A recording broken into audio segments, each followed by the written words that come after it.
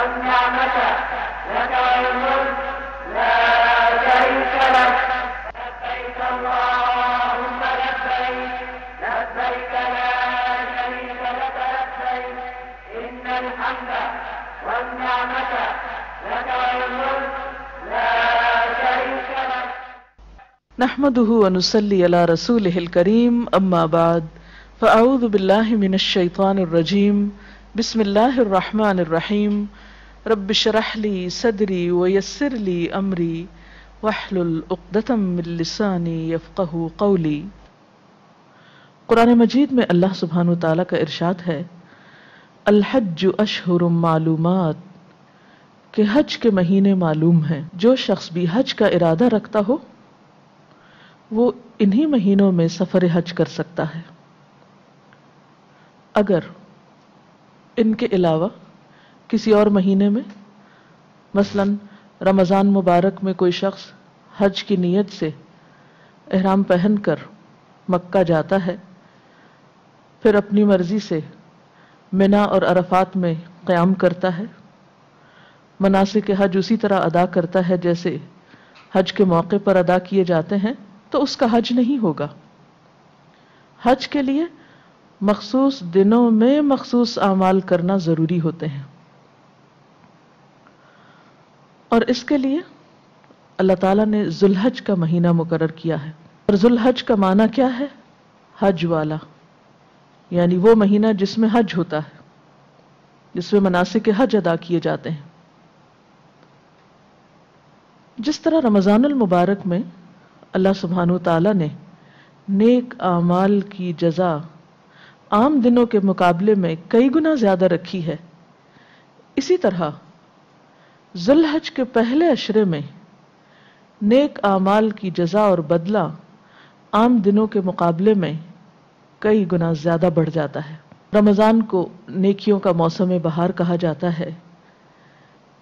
ایک نفل فرض کے برابر ہو جاتا ہے، ایک فرض 70 فرض ادا کرنے کے برابر قرار پاتا ہے. اسی طرح ذوالحج کے پہلے عشرے میں اگر کوئی شخص اللہ کی رضا کے لیے نیک کام کرتا ہے تو اس کا اجر و ثواب بھی عام دنوں کے مقابلے میں کئی گنا بڑھ جاتا ہے. اس کے بارے میں ایک حدیث آتی ہے، رسول اللہ صلی اللہ علیہ وسلم نے فرمایا کوئی دن ایسا نہیں جس میں نیک عمل اللہ تعالیٰ کو ان 10 دنوں کے عمل سے زیادہ پسند ہو. یعنی ان 10 دنوں میں کون سے 10 دن؟ ذوالحج کے پہلے 10 دن، ان میں جو نیک عمل کیا جاتا ہے وہ اللہ تعالیٰ کو عام دنوں کے عمل سے کہیں زیادہ پسند آتا ہے. صحابہ کرام نے عرض کیا اے اللہ کے رسول صلی اللہ علیہ وسلم، اللہ کی راہ میں جہاد کرنا بھی نہیں؟ آپ صلی اللہ علیہ وسلم نے فرمایا اللہ کی راہ میں جہاد کرنا بھی نہیں، الا یہ کہ کوئی مجاہد اپنی جان اور مال لے کر جہاد کے لیے نکلا اور پھر کسی چیز کے ساتھ واپس نہیں آیا، یعنی اللہ کی راہ میں اپنا مال اور جان دونوں ہی قربان کر دی. یہ حدیث بخاری نے روایت کی ہے. تو اس حدیث سے پتہ یہ چلتا ہے کہ یہ دن بہت اہمیت کے ہیں اور ان میں نیک عمل کی طرف توجہ کرنا بے حد ضروری ہے. ہمارے ہاں عام طور پر رمضان کا تو بہت اہتمام کیا جاتا ہے. روزے کے علاوہ نمازیں، ذکر الہی، صدقہ خیرات اور خیر کے دیگر کام ذوق و شوق سے کیے جاتے ہیں، لیکن عموماً ذوالحج کے ان 10 دنوں کی اہمیت اور فضیلت کا اندازہ ہمیں نہیں ہوتا. عام طور پر یہ خیال پایا جاتا ہے کہ اگر ہم حج کے لیے جاتے ہیں تو شاید جبھی یہ عشرہ جو ہے ہمارے لیے بہت اہم ہے، حالانکہ یہ حج پر جانے والوں کے لیے بھی اہم ہے اور جو لوگ حج پر نہ جا سکے ان کے لیے بھی اہم ہے. تو آئیے دیکھتے ہیں کہ اگر ہم حج پر نہیں جا سکتے، اور یہ ایک حقیقت ہے کہ چاہنے کے باوجود، خواہش کے باوجود سب لوگوں کے لیے ممکن نہیں ہوتا کہ وہ سفر کر سکیں حج کا، کیونکہ سب میں استطاعت نہیں ہوتی اور حج تو صاحب استطاعت پر ہی فرض ہے. تو ایسی صورت میں اللہ سبحانہ و تعالیٰ نے پیچھے رہنے والوں کو بھی نیکی سے محروم نہیں کیا. لہذا ہم سب ان اعمال کے بارے میں اچھی طرح جان لیں جو خاص طور پر ان دنوں میں کرنے چاہیے. ان میں سب سے پہلا عمل تو اللہ تعالیٰ کا ذکر ہے، اور اللہ تعالیٰ کے ذکر میں بھی خاص طور پر تکبیرات کا پڑھنا ہے، یعنی اللہ کی بڑائی بیان کرنا. اب سوال یہ پیدا ہوتا ہے کہ کون سی تکبیرات پڑھی جائیں؟ تو اس میں مثال کے طور پر ایک تکبیر جس کا ذکر آتا ہے وہ ہے اللہ اکبر اللہ اکبر اللہ اکبر لا الہ الا اللہ وحدہ لا شریک لہ لہ الملک ولہ الحمد وہو علی کل شیء قدیر. اس کا ترجمہ ہے اللہ سب سے بڑا ہے، اللہ سب سے بڑا ہے، اللہ سب سے بڑا ہے، اللہ کے سوا کوئی الہ نہیں، وہ اکیلا ہے، اس کا کوئی شریک نہیں، بادشاہت اسی کی ہے، تعریف اسی کے لیے ہے، اور وہ ہر چیز پر قدرت رکھتا ہے. یہ ان دنوں کا افضل الذکر ہے. اسی طرح ایک اور تکبیر بھی ہے اللہ اکبر اللہ اکبر لا الہ الا اللہ واللہ اکبر اللہ اکبر وللہ الحمد، کہ اللہ سب سے بڑا ہے، اللہ سب سے بڑا ہے، اللہ کے سوا کوئی الہ نہیں، کوئی معبود نہیں، کوئی عبادت کے لائق نہیں، اللہ سب سے بڑا ہے، اللہ سب سے بڑا ہے، اور سب تعریف اللہ ہی کے لیے ہے. اسی طرح کچھ اور تکبیریں بھی ہیں، مثلا اللہ اکبر کبیرا والحمد للہ کثیرا وسبحان اللہ بکرۃ واصیلا. اللہ سب سے بڑا ہے، بہت بڑا، اللہ اکبر کبیرا یعنی بڑا ہے، اور پھر کبیرا بہت بڑا ہے، والحمد للہ کثیرا اور سب تعریف اللہ کے لیے، اور بہت کثرت کے ساتھ، یعنی صرف تعریف نہیں، بہت کثرت کے ساتھ تعریف، بہت ساری تعریف. وسبحان اللہ، میں اللہ کی پاکی بیان کرتا ہوں، بکرتم و اصیلا، صبح بھی اور شام بھی.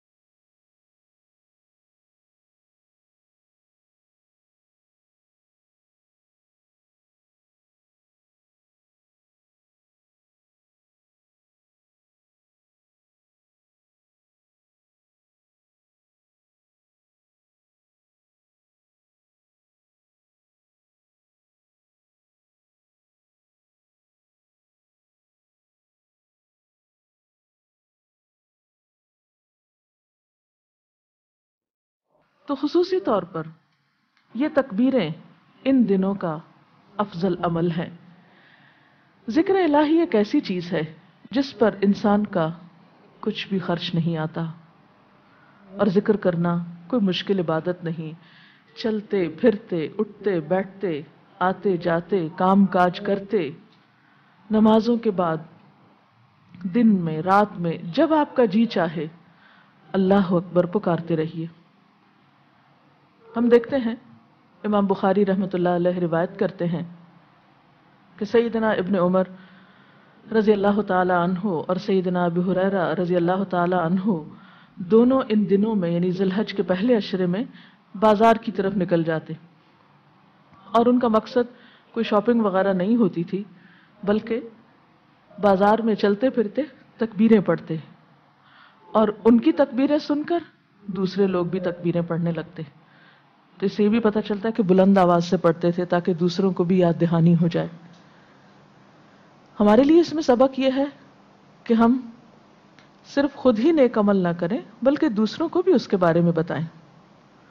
مثلا گھر کے اندر آپ اپنے بچوں کو پڑھوا سکتے ہیں، اپنے دوستوں کو اس عمل کے بارے میں بتا سکتے ہیں، اپنے کام کی جگہ پر اپنے کولیگز کو بتا سکتے ہیں کہ ان دنوں میں یہ ذکر زیادہ سے زیادہ کیا جائے. اور اگر تکبیر کے سارے الفاظ یاد نہ بھی ہوں تو کم از کم اللہ اکبر کی کثرت تو ہو ہی سکتی ہے، کیونکہ یہ دن اللہ کی بڑائی بیان کرنے کے ہیں. ذکر الہی کے علاوہ خصوصی طور پر نمازوں کے اوقات کی پابندی کیجیے. اول وقت کی نماز افضل ترین عمل ہے، اور یہ سوچ کر نماز خشوع و خضوع کے ساتھ ادا کرنے کی پھر سے عادت کی تجدید کیجیے، یا اگر عادت نہیں تو عادت ڈالیے کہ ان دنوں کی نمازیں بھی عام دنوں کی نمازوں کے مقابلے میں زیادہ اجر و ثواب رکھتی ہیں. اسی طرح آپ نوافل کا بھی اہتمام کر سکتے ہیں، اور آپ جانتے ہیں کہ نوافل میں افضل ترین نوافل تہجد کے وقت کے نوافل ہیں. ان دنوں میں خصوصی طور پر اس کا اہتمام کیا جا سکتا ہے. عام روٹین کی 5 وقت کی نمازوں کے علاوہ نوافل اور نوافل کے بعد روزوں کا اہتمام. ان دنوں میں روزہ رکھنا بھی ایک بہت ہی بہترین عبادت ہے جو سنت رسول صلی اللہ علیہ وسلم سے ثابت بھی ہے. اور ان 9 دنوں میں چونکہ 10ویں تاریخ کو تو عید ہوتی ہے، اس لیے 10ویں تاریخ کو تو آپ نہیں رکھیں گے روزہ، کیونکہ عید کے دن روزہ رکھنا منع ہے. لیکن 9 دن یعنی پہلی تاریخ سے 9ویں تاریخ تک مسلسل بھی روزے رکھ سکتے ہیں آپ. اور یہ یاد رکھیے یہ فرض نہیں ہے، نفل عبادت ہے. 9 دنوں کے روزے بھی رکھ سکتے ہیں، اور جیسے مناسب سمجھیں یا جیسے آپ چاہیں اس سے کم، جتنا بھی آپ کی پسند ہو، کیونکہ نفل کا اصل مطلب ہی یہ ہے کہ وہ عبادت جو دل کی خوشی سے کی جائے، جس میں انسان کی اپنی مرضی شامل ہوتی، اور وہ صرف اللہ کی محبت میں یہ نیک عمل کرتا ہے. تو بہرحال ان 9 دنوں کے روزوں کی بہت فضیلت ہے، اور خصوصاً 9ویں تاریخ کے روزے کی، یعنی 9 ذی الحج کی، جس روز حج ہوتا ہے، جب حاجی عرفات میں ہوتے ہیں. تو جو لوگ حج کے لیے نہیں جا سکتے وہ اس روز اپنے دل میں عموماً ایک غم اور ایک حسرت سی محسوس کرتے ہیں. تو اللہ تعالیٰ نے ان کو بھی اجر سے محروم نہیں رکھا، ان کو اس روزے کی ایک رعایت بخشی گئی کہ اس دن وہ روزہ رکھ کر اپنے آپ کو اللہ کے قریب کر سکتے ہیں. اس روزے کے بارے میں صحیح مسلم کی روایت ہے کہ نبی صلی اللہ علیہ وسلم نے فرمایا، یہ روزہ گزشتہ سال اور آئندہ سال کے گناہوں کا کفارہ کرتا ہے، یعنی 2 سال کے گناہوں کی معافی کا وعدہ ہے. اس کے علاوہ ایک اور روایت میں آتا ہے حنیدہ بن خالد اپنی بیوی سے، اور وہ رسول اللہ صلی اللہ علیہ وسلم کی زوجہ مطہرہ سے روایت کرتی ہیں، فرماتی ہیں کہ نبی صلی اللہ علیہ وسلم 10ویں محرم اور ذی الحج کے 9 دن اور 3 دن ہر مہینے سے اس طرح کہ پہلی پیر اور 2 جمعرات روزہ رکھتے تھے. تو یہ بھی سنت آپ فالو کر سکتے ہیں، اور اس سے بھی یہ پتہ چلتا ہے کہ آپ صلی اللہ علیہ وسلم نے اس دن کے روزے کا اہتمام کیا، یعنی 9ویں ذی الحج کے. اس کے علاوہ ان دنوں میں یعنی 10 تاریخ کو اور اس کے بعد افضل ترین عمل قربانی کرنا، لیکن ان سب پر بھاری اور اصل عمل ان دنوں کا حج ہے، جب حاجی مناسک حج ادا کرتے ہیں. تو انشاءاللہ ہم اگلے پروگرام میں سفر حج کی تیاری کے بارے میں اور پھر اس کے بعد مناسک حج کے بارے میں گفتگو کریں گے. اگر آج کے پروگرام کے سلسلے میں آپ کے ذہن میں کچھ سوال ہوں تو آپ کر سکتے ہیں۔ اس عشرے میں جو ہم عبادت کرتے ہیں، کیا اس کا ثواب ہم اپنے والدین یا اپنے شوہر یا جو ہماری اولاد میں سے کوئی اس دنیا سے گیا ہو اس کو بخش سکتے ہیں؟ جہاں تک اپنے فوت شدہ رشتہ داروں کو ثواب پہنچانے کا تعلق ہے تو ان کے لیے سب سے بہترین چیز دعا ہے۔ نبی صلی اللہ علیہ وسلم نے فرمایا کہ مرنے والا اپنے قبر میں ڈوبتے ہوئے فریادی کی طرح ہوتا ہے، اور وہ اپنے پیچھے والوں کی طرف سے دعا کا منتظر ہوتا ہے۔ تو مردے کو جب دعا دی جاتی ہے، یعنی ان کی بخشش کی دعا، ان کے درجات کی بلندی کی دعا، تو اس پر وہ جتنا خوش ہوتا ہے، یعنی وہ دعا جب اس کو پہنچتی ہے تو اس سے بڑھ کر وہ کسی چیز پر خوش نہیں ہوتا۔ یعنی اسے اس بات کی پرواہ نہیں ہوتی کہ وہ اپنے پیچھے اور کیا چھوڑ کر گیا ہے، یا پیچھے والے اور کیا کر رہے ہیں۔ اسے اس وقت بہت خوشی ہوتی ہے جب اسے دعا کا تحفہ ملتا ہے۔ تو آپ جو بھی نیک عمل ان دنوں میں کریں، جب اپنے لیے دعا کریں تو اپنے فوت شدہ عزیزوں کو، دوستوں کو ان دعاؤں میں شریک کر لیں۔ اس کے علاوہ ان کی طرف سے صدقہ خیرات بھی کر سکتے ہیں۔ پھر اگر ان کے اوپر حج فرض تھا تو ان کی طرف سے حج بدل بھی کیا جا سکتا ہے۔ جی، کوئی اور سوال؟ میرا سوال یہ ہے کہ حج پہ جب جاتے ہیں تو وہاں اگر کوئی بیمار ہو جائے یا پوری نمازیں نہ ادا کر سکے تو اس کا حج ہو جاتا ہے؟ اب دیکھیے کہ نماز ایک الگ مستقل عبادت ہے، حج ایک الگ عبادت ہے۔ ان دونوں کا مقام اپنی اپنی جگہ۔ ایسا نہیں ہوتا کہ اگر ایک عبادت آپ نہیں کر سکے تو دوسری عبادت بھی قبول نہیں، لیکن نماز کی اہمیت اپنی جگہ ہے۔ اب یہ نہیں ہو سکتا کہ ایک شخص حج پر گیا ہے اور وہ نمازیں چھوڑ دے۔ وہاں تو عموماً یہ دیکھا گیا کہ نماز زیادہ ذوق و شوق سے پڑھی جاتی، لیکن بیماری اپنی جگہ ہے۔ تو بیماری میں بھی ہمارے دین نے ہمارے لیے بڑی سہولت رکھی ہے کہ اگر کوئی شخص کھڑا ہو کر نماز نہیں پڑھ سکتا تو بیٹھ کر پڑھ لے، بیٹھ کے نہیں پڑھ سکتا، ٹیک لگا کے پڑھ سکتا تو ٹیک لگا لے، اشارے سے پڑھ لے، وضو نہیں کر سکتا تو تیمم کر لے۔ تو جب تک انسان کو ہوش ہے تو خواہ وہ بیمار ہے، اسے نماز نہیں چھوڑنا۔ اور اگر بے ہوشی کی حالت ہے، بعض اوقات وہاں پر سٹروک ہو جاتے ہیں یا ایسے بخار ہو جاتا ہے کہ انسان کو دنیا و ما فیہا کا ہوش نہیں رہتا، تو ایسی صورت میں انسان اگر ہوش میں آتا ہے تو ان نمازوں کو قضا کر سکتا ہے اور اس کا حج پر اثر نہیں پڑتا۔ اگر کسی کے پاس وسائل کی کمی ہے تو وہ حج نہ کرے؟ اب دیکھیے کہ حج تو صاحب استطاعت پر ہی فرض ہے، اور نیت بھی حج کی اسی کو کرنی ہے جس پر حج فرض ہو چکا ہے۔ لیکن وہ لوگ جو صاحب استطاعت نہیں لیکن حج کا بہت شوق رکھتے ہیں، وہ اپنے دل میں ایک ارادہ رکھیں، اللہ سے دعا کریں، اللہ تعالیٰ ان کے اس شوق اور ارادے کو دیکھتے ہوئے ہو سکتا ہے ان کے لیے وسائل مہیا کر دے، کیونکہ حالات ایک طرح نہیں رہتے۔ اگر آج انسان کے پاس ہے تو ممکن ہے کہ کل نہ ہو، اور یہ بھی ہو سکتا ہے کہ آج نہیں ہے تو کل اللہ تعالیٰ اپنا فضل عام کر دے اور انسان کا شوق پورا ہو جائے۔ لیکن اس کے ساتھ ساتھ آپ دیکھتے ہیں اللہ تعالیٰ کی کتنی کرم نوازی ہے کہ جو لوگ وہاں تک نہیں بھی جا سکتے وہ اپنے گھر میں رہ کر ان 10 دنوں میں اچھے سے اچھے عمل کر کے اللہ تعالیٰ کا قرب پا سکتے ہیں۔ جی، کوئی اور؟ میرا سوال یہ ہے کہ 9 ذی الحج کا روزہ گناہوں کا کفارہ ہے جیسا کہ آپ نے بتایا، کہ اس میں سارے گناہ شامل ہوں گے، صغیرہ و کبیرہ گناہ؟ جہاں تک گناہوں کے کفارے کا تعلق ہے تو عموماً ایسی احادیث یا ایسے فضائل جن جگہوں پر بیان کیے جاتے ہیں تو اس سے مراد صغیرہ گناہ ہی ہوتے ہیں، لیکن بات یہ ہے کہ معاف کرنے والی ذات تو اللہ کی ہے، اور جب ایک انسان سچے دل سے توبہ کرتا ہے تو گناہ کتنا بھی بڑا ہو اللہ تعالیٰ اس کو معاف کر سکتا ہے۔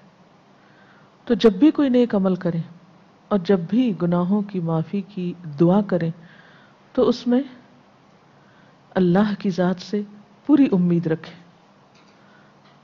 اللہ تعالیٰ مالک کائنات ہے، اس کے خزانوں میں کسی چیز کی کمی نہیں ہے، اس لیے کثرت سے استغفار کرتے رہیں۔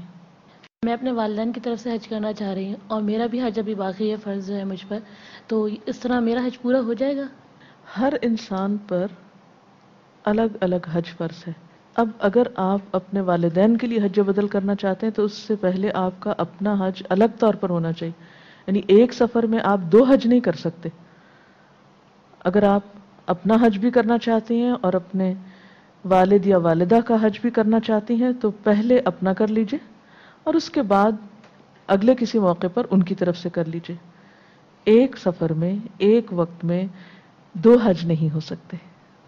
میرا سوال یہ ہے کہ حج پر جانے والوں پر عرفات میں اللہ تعالیٰ کی رحمت عام ہوتی ہے، تو کیا دوسرے لوگوں پر جو حج نہ کر سکیں ان پر بھی اللہ تعالیٰ کی رحمت عام ہوتی ہے؟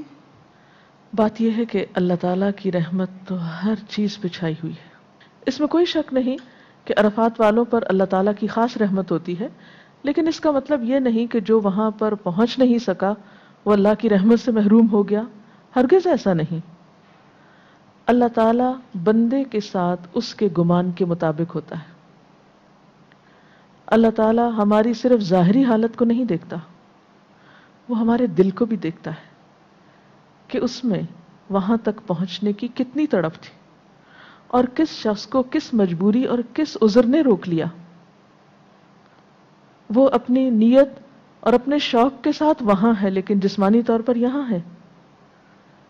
ایسے میں جس کے اندر جتنی تڑپ ہوگی اتنا ہی وہ اللہ تعالیٰ کی رحمت کا مستحق ہوگا. اس سلسلے میں اس حدیث کو بھی یاد رکھیے جو آپ نے غزوہ تبوک کی واپسی پر صحابہ کرام سے فرمائی تھی.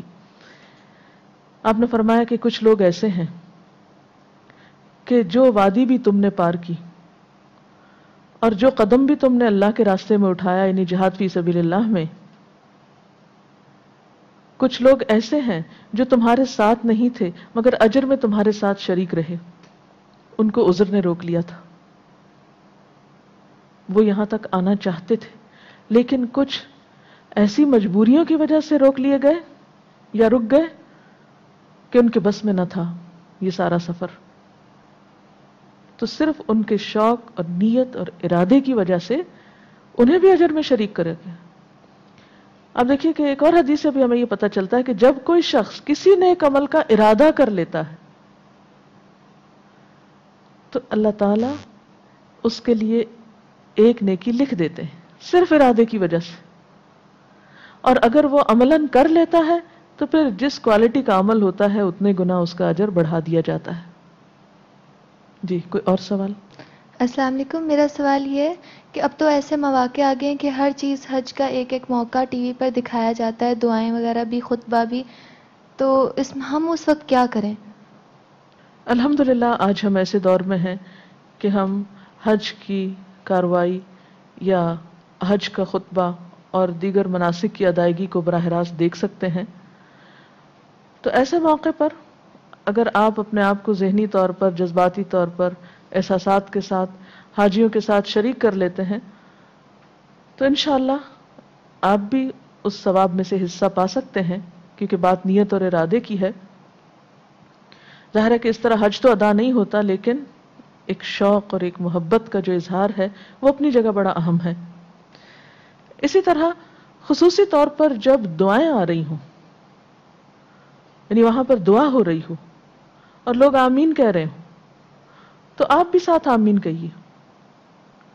ہو سکتا ہے کہ اس آمین کے ذریعے آپ کو اس دعا کی قبولیت میں حصہ مل جائے اور آپ کو بھی اللہ تعالیٰ وہ رحمتیں اور برکتیں عطا فرمائے جو حاجیوں کو اس دعا کی وجہ سے ملنے والی ہیں. تو نیکی کے ایسے مواقع کو ضائع نہ کیجیے اور ایسا نہ ہو کہ خطبہ آ رہا اور ہم اپنی گپ شپ میں لگے ہوئے ہوں یا مناسک دکھائے جا رہے ہیں اور ہم کچھ اور کر رہے ہوں. نہیں، اگر تو آپ دیکھنا چاہتے ہیں تو پھر سنجیدگی سے دیکھیے اور قلبی اور روحانی طور پر ان کے ساتھ شریک رہیے. اس کے ساتھ ہی ہمارے آج کے پروگرام کا وقت ختم ہوتا ہے. اللہ تعالی ہمیں بہترین اعمال کی توفیق عطا فرمائے. سبحانک اللہم و بحمدک نشہد ان لا الہ الا انت نستغفرک و نتوب الیک. لبیک اللہم لبیک لبیک لا شریک لک لبیک ان الحمد والنعمت لک والملک لا شریک لک لبیک اللہم لبیک لبیک لا الحمد والنعمة لك والملك